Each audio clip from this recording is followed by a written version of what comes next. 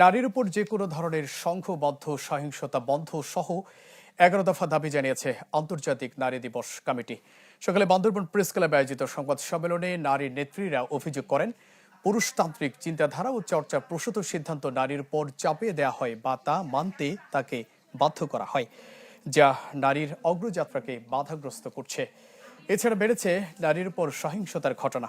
এ সময় সহিংসতা বন্ধে কার্যকর পদক্ষেপ, সকল ক্ষেত্রে নারীর সমান উপস্থিতি ও নারীদের সুরক্ষা ও উন্নত জীবন ধারণের জন্য ১১ দফা দাবি তুলে ধরা হয়। দুর্বার চট্টগ্রাম অঞ্চলের সভানেত্রী ডনাইপ্রুর নেলি, বান্দরবান উইমেন অ্যাক্টিভিস্ট ফোরামের নেত্রী পাইফ্রাও ও সাইমা সোয়ারো মুরুং এ সময় উপস্থিত ছিলেন।